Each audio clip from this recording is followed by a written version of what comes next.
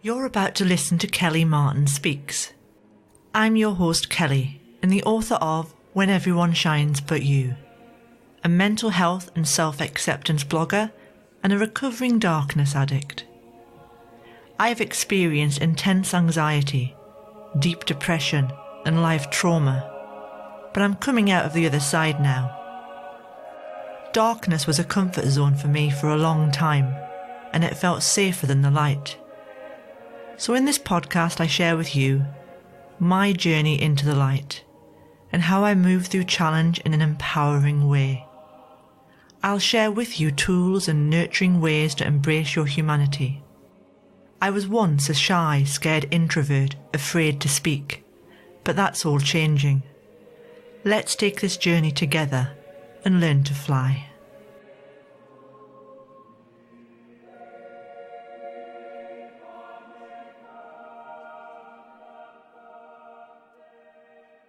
Hi there, welcome back to Kelly Martin Speaks. I'm your host Kelly Martin and this is episode 82. Now this week I'm going to talk about Ho'oponopono. I've written about this in the past on my blog, but I wanted to do more of an exploratory update and to offer ways of working with this ancient Hawaiian system of healing. Now one thing I noticed this week was that too many of us, we want a quick, fast solution to manifest the lives of our dreams or to fix certain issues. And we're bombarded with how-tos and 10-step programs for happiness. That it can be really easy to just keep wanting this. And I look around me and I see everything is quickly at my fingertips, and I have a personal computer, a tablet and a smartphone, and I realised this week when I was writing on my personal computer, I was wondering why it was not auto-correcting and giving me alternatives for the words I was using as I was typing, which only happens on my phone or tablet. I wanted it to be easier, but let's face it, life's not always easy, is it? But perhaps it can be. Now, before I get into talking about this further, some of you may know all about Ho'oponopono. But for those who don't, I'll try and give a brief description of what it is. Now, Ho'oponopono was taught by spiritual leaders or kahunas trained in this Hawaiian tradition. And we in the West discovered it through an author called Joe Vitale. Now, he's not my favourite author, if I'm honest. I get the impression he would sell you a goat and make it sing. He feels a bit of a snake oil salesman. But he did bring the process of Ho'oponopono to the world. And in his book, Zero Limits, he talked about a psychiatrist and shamanic practitioner called Dr. Hugh Len. And he shared Dr. Hugh Len's story about how he helped heal an entire ward of criminally insane patients in Hawaii hospital. Now, it may seem far-fetched, and perhaps it is, but I think the evidence of people using this process far outweighs any skepticism. If it works, why not use it? Now, in this hospital that Dr. Hugh Len worked in, it was run down. The staff were getting sick. They had a high turnover of staff. Paint was falling off the walls. In essence, it was an incredibly sick place. Now, when Dr. Hugh Len arrived, he decided to use a completely different approach. Instead of seeing patients one by one, giving them medication and talking to them, he used the healing and cleansing method, Ho'oponopono, to accomplish all of this. In its most basic form, Ho'oponopono, to me, is healing through self-love or self-acceptance.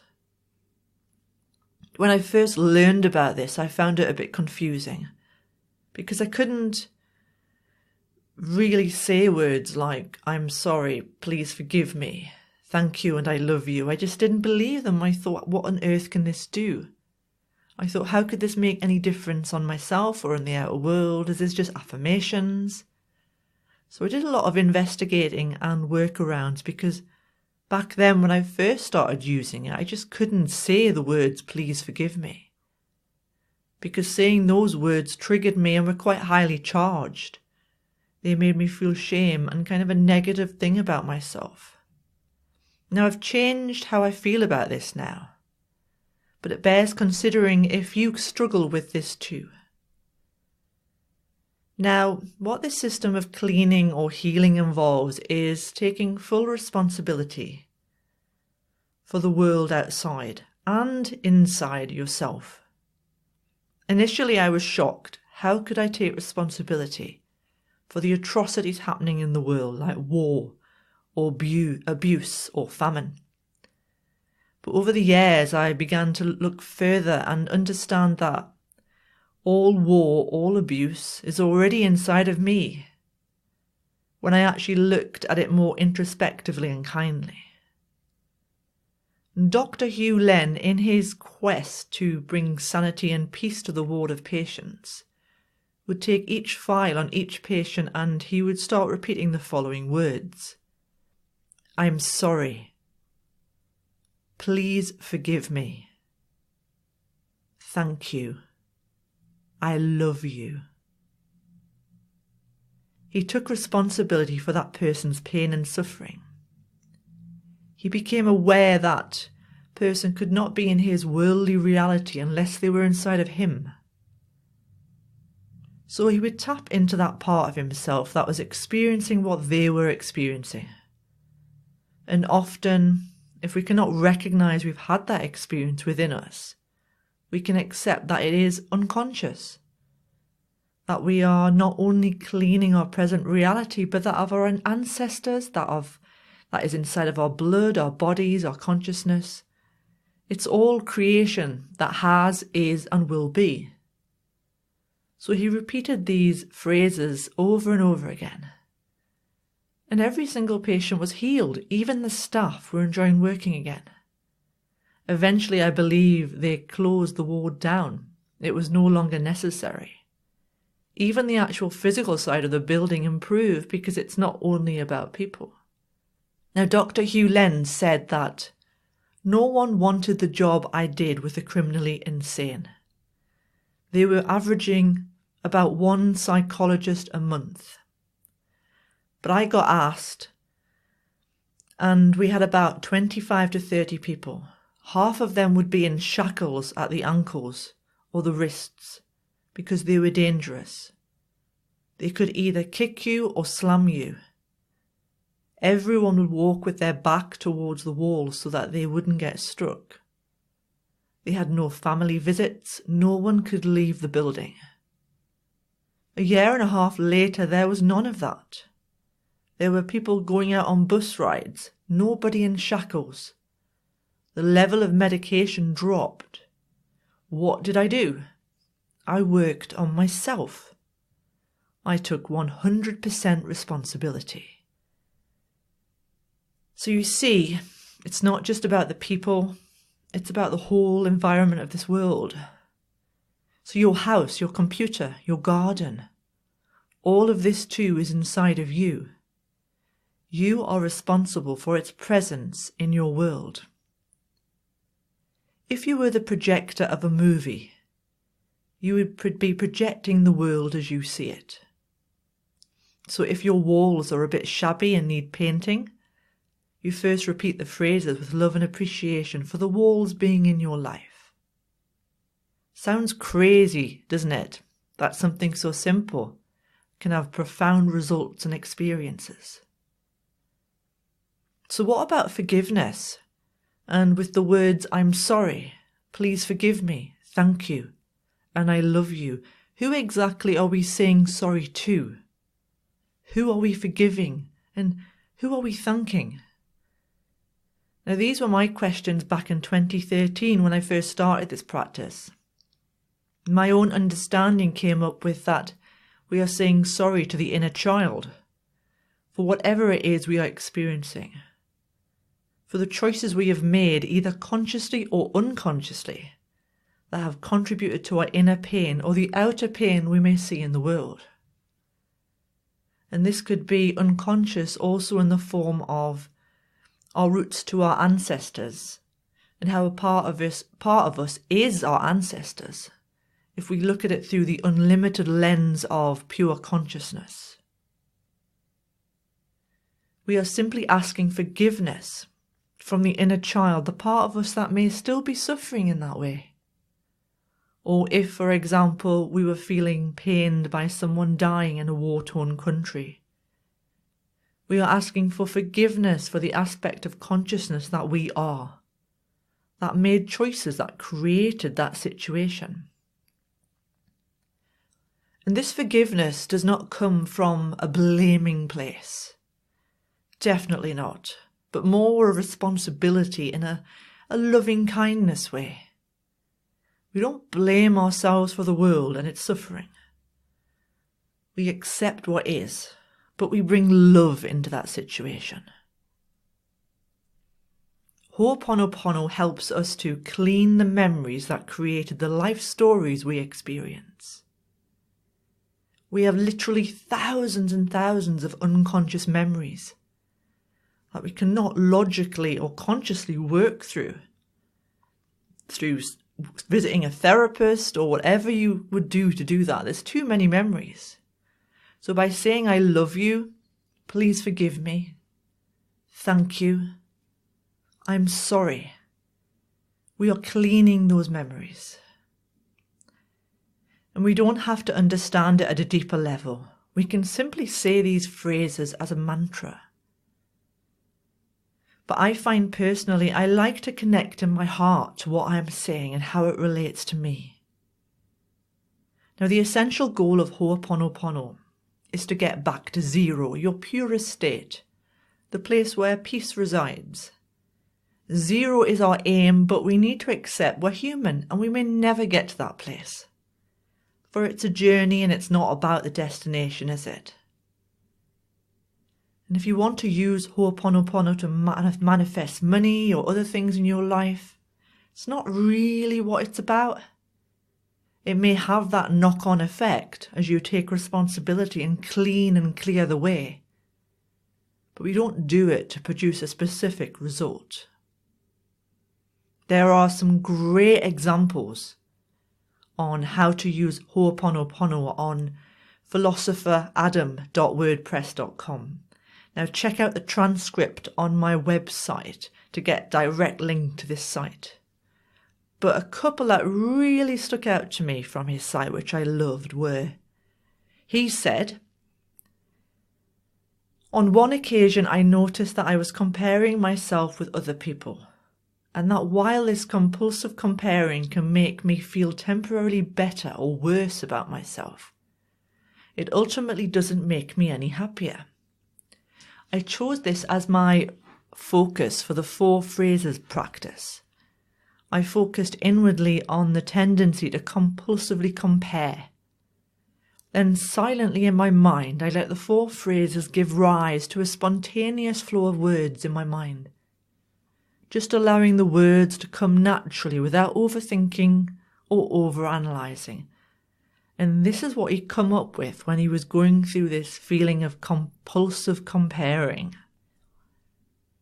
I'm sorry for the movement to compare myself to others and to find myself lacking and inadequate.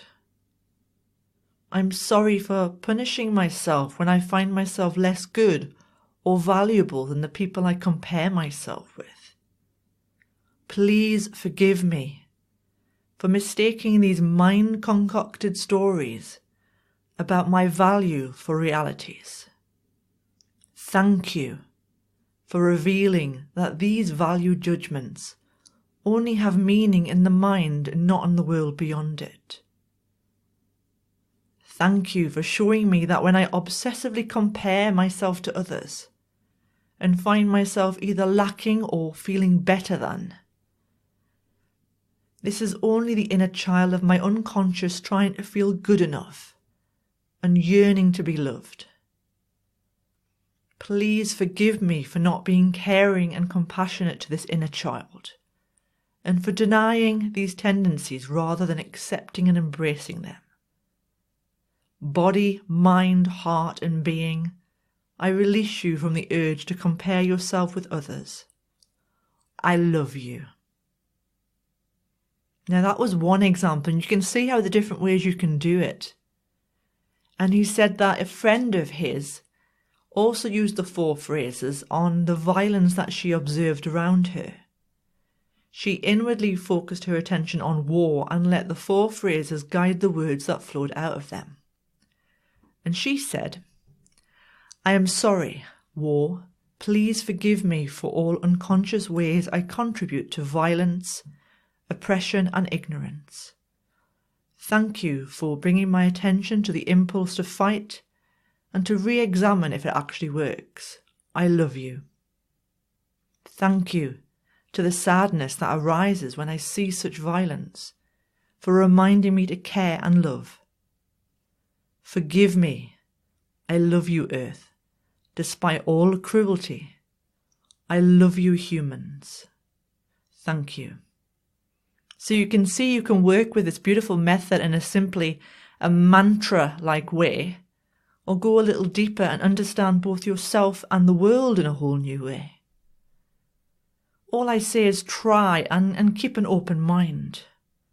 Try it on anything and everything. For example, right now I am having some major transformation happening in my back. I've had a lot of back pain for years, so I'm seeing a chiropractor.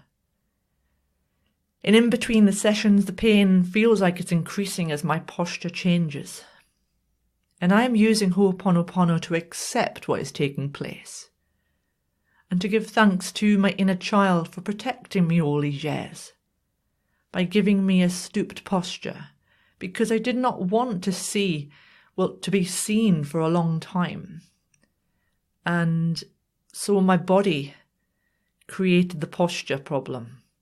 As I'm 5'10", I'm a tall lady, so it was natural my inner child tried to protect me in that way. So I'm sending love to that part of me in pain instead of cussing and fighting against it. Now Timothy Freak said, in common with other shamanic traditions, the Hawaiian tradition teaches that all life is connected. Ho'oponopono is, therefore, not only a way of healing ourselves, but others and our world as well. And I agree with that. So all I can say is try it out. Try saying the 4 statements of I'm sorry, please forgive me, thank you, I love you, and see what happens and how you feel. You can do it anywhere and everywhere. You can do it just in your mind, you can do it out loud. You don't have to do them in a particular order, and you don't have to say all of them if you don't want to. If you want to keep it very simple, you can simply say I love you to all the memories you wish to clean on. Thanks for listening to another episode of Kelly Martin Speaks. If you have a question or topic you are struggling with and would like me to answer an upcoming podcast episode, please get in touch. Your name will be kept confidential. Email me at kellymartinspeaks@gmail.com or message me on Facebook via my page Kelly Martin Speaks. And don't forget, if you feel that others are passing you by and the not good enough voice is screaming loudly, pop by kellymartin.co.uk to find out all about my books, including Book 1, When Everyone Shines But You. You can also support me via my channel, via my podcast page on my website, or via PayPal, and you can even buy me a coffee. Until next time, bye for now.